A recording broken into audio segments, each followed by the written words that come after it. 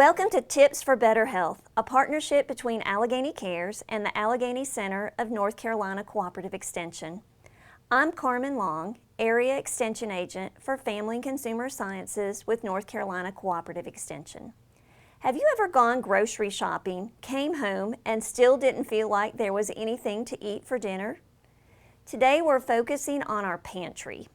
Many of us have memories of home canned goods that lined the shelves of a grandparent's pantry. We may have heard stories of how families would stock up on items when in season or when money was available. The COVID-19 pandemic has made shopping for basic items more challenging than normal. Most of us have never experienced going to the grocery store to find empty shelves.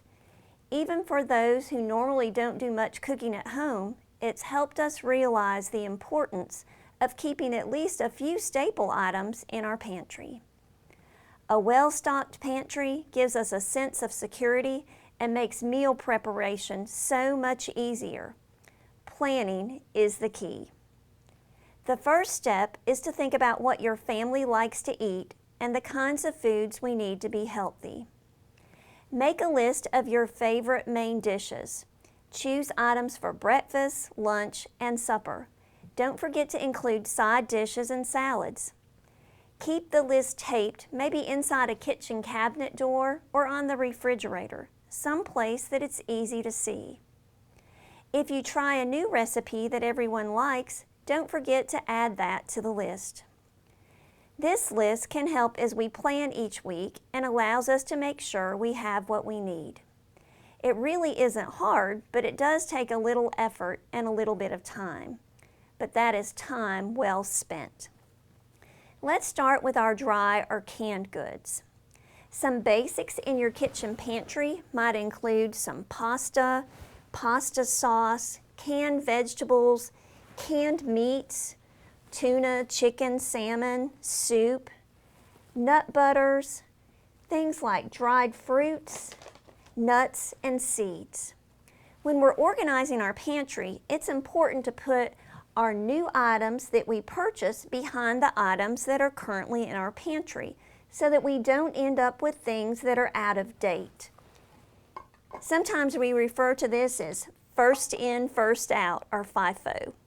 Most items can be safely used past the best if used by date as long as there are no signs of spoilage, but the quality does go down. So it's better to use our older things up first and then put the newer things in the back. Our refrigerator and freezer are really just an extension in our pantry. Items in your freezer might include meats, vegetables, fruits, breads. Some of the basics for your refrigerator may be milk, eggs, cheese, vegetables, bagged salad, and fruit.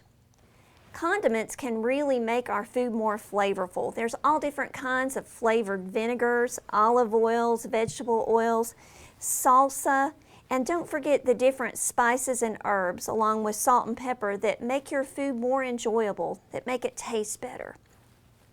For many of us, these past few months have been a great opportunity to eat some of the food that has been in our freezer or cabinets for a while. We just have to make a plan to use up what we have.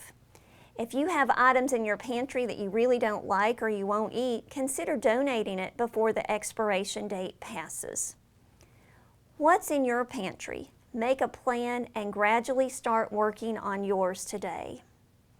We're going to make a chicken salsa soup today, and this is one of those favorite pantry main meals that you can have and just add a salad and you're ready to go.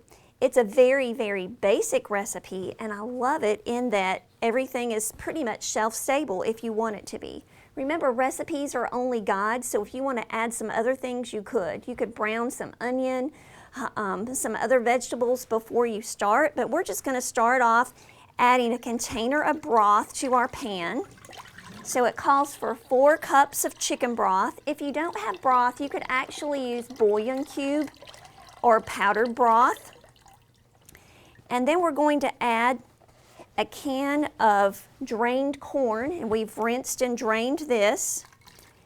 For those of us that are trying to watch our carbohydrate intake, if you're cutting back on those carbohydrates, you wouldn't have to add the whole can of corn. You could put a part of a can in and maybe add some other vegetables instead. Our next ingredient that we're going to put in are 2 cans of black beans. We've already rinsed and drained those black beans. That's a great way when we rinse our vegetables to get rid of some of that extra sodium that we don't need. Beans are a great source of fiber and protein and just add a lot of delicious flavor. For this particular recipe, since we are using foods from our pantry, we're just going to add a can of canned chicken. But if you had some fresh chicken at home, or you had some leftover chicken, or even turkey, that would work well, that you wanted to add to your soup, you could do that. And then we're going to add 1 jar or 2 cups of salsa. And that's going to give that soup that nice tomato base and a little bit of extra flavor. So we've added all of our ingredients together. If you wanted to add some other seasonings, you could. I've got some fresh cilantro in my garden, and that would be a great topping for this soup. But we're just going to heat it up, let it simmer for a while, and then we can spoon it up and enjoy something really quick and easy. If you've made this soup, you could actually store it in the refrigerator for a few days. When we're storing soup in the refrigerator, it's a great idea to store it in a shallow container, especially when you first made it. We want to make sure that it cools thoroughly before we put any lid on it. But we've got this delicious soup. You could sprinkle some cheese on there, maybe even add a little dollop of low-fat sour cream or a little bit of plain yogurt. Delicious, nutritious, very quick and easy, and something that you can make just with things that you have in your pantry.